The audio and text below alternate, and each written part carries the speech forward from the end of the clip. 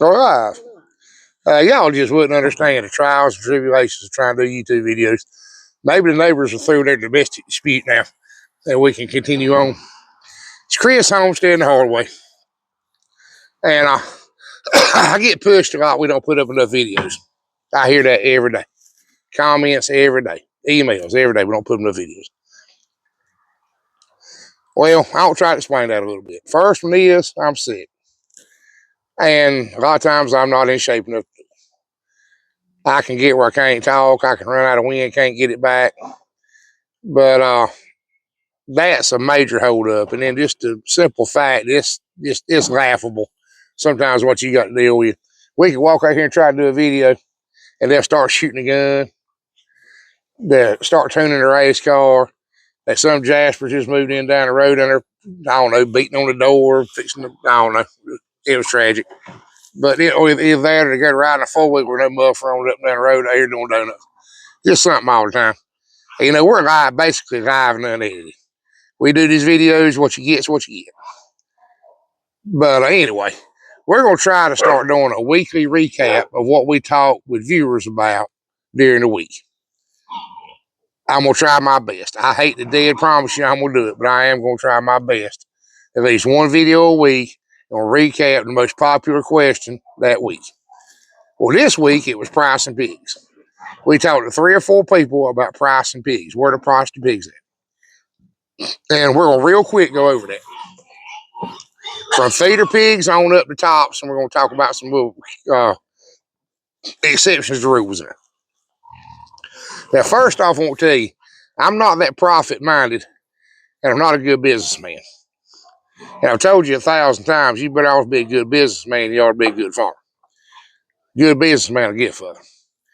But I still do things like give a kid a pig if they're trying to get started, and I give kids pigs to show, and we'll sell folks breeding stock at a real reasonable rate to try to get started. I may not be the right one to advise you on really making money, but I'll try my best. I'll tell you what not to do anyway. All right, let's start off with feeder pigs. Around here, if we sell him on the farm, a meat pig is $80 to $100. A breeding quality pig is up from that. Say a gilt's 150, 175. Maybe the pick of the litter, you got one exceptional gilt's, perfect color, everything's dead right. You may get 200 for her. Boars about the same way. And just remember, out with us, we grade heavy.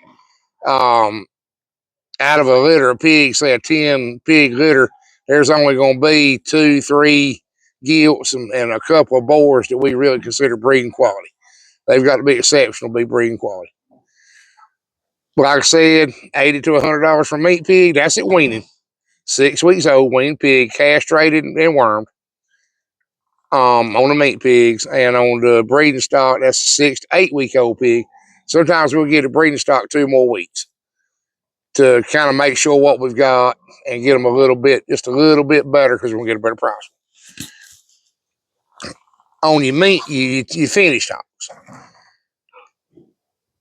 We don't sell finished hogs just as a hog.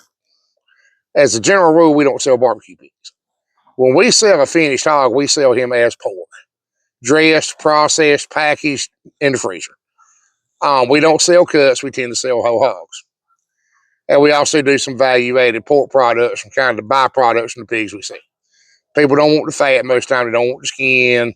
We cook pork skins. We cook crackers. We make lard. And we sell that separate. Actually, the fat off of a hog and the skin off of a hog is more valuable to me than really any of the rest of it. Crackers and skins are $20 a pound, and we have a good market for them. And these are prices sold off the farm with us doing it here. We had to pay processing when we get them dressed. But we're in North Carolina. There are graded hog sales here, actual hog auctions, where you can carry hogs and sell them. And that's kind of like taking something to the pawn shop. Would probably be about the best example I'd have. If you had to sell a pig at auction, that'd be the same thing as taking your Rolex to the pawn shop. Finished hogs are publicly traded. You look at the paper and see what they're bringing that week. So you take a pig that we've got $1 a pound in raising, dead even $1 a pound live weight. So a 300-pound pig, we got $300 in him. And you take him to the sale, and they're bringing 90 cents that week. Well, because he's an on-the-ground pig and an old-timey pig, pig with some back fat, they're going to dock you 10 cents for him coming off the ground. They're going to dock you 10 cents for him being excessive finish fat. And they're going to dock you 10 cents for him not being white. So you get 30 cents off of that 90, 60 cents a pound. Ain't worth messing with. The only thing we take to the auction, honestly, is cubs. If we have a litter of pigs that ain't right, sometimes we're trying new crosses, new boars, we get some pigs that ain't exactly what I want to sell to my customers, and we'll carry it auction.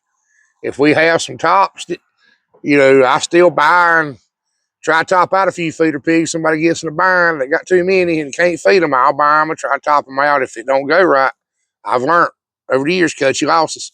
Sell them for barbecue pigs, run them to the auction. Just don't keep trying. Don't keep sinking money in them. So we sell a finished hog. We sell them for about $5.50 to $6.50 a pound packaged. Another question we get asked a whole lot is, what about a bred gilt or bred sow? Well, I always been a little leery about buying a bred gilt or a bred sow, because there's really, if you'll think about this for a second, from your standpoint as a hog farmer, there's really no point in you selling a bred gilt or selling a bred sow unless she's a problem, or you just somehow or another happen to have too many. Occasionally, we'll do it to try to help somebody out, especially my older sows. If I got somebody that's trying to start raising pigs, and I've got an old sow that I think is about used up, she's probably on her last couple of litters, we may get her bred and sell her to somebody kind of reasonable for like a sausage pig price, and trying to help them out. They get a litter of pigs, and they save some gilts, get them started. But as a general rule, there's not much advantage to you to selling a bred gilt or a bred sow. The work's already done.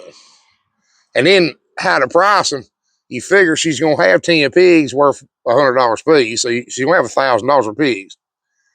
So to make it even fair from your standpoint, she's going to have $1,000 worth of pigs. She's worth $1 a pound for a sausage hog. You can get her processed for sausage yourself and sell her for $5 a pound. And people want to buy them for about $300.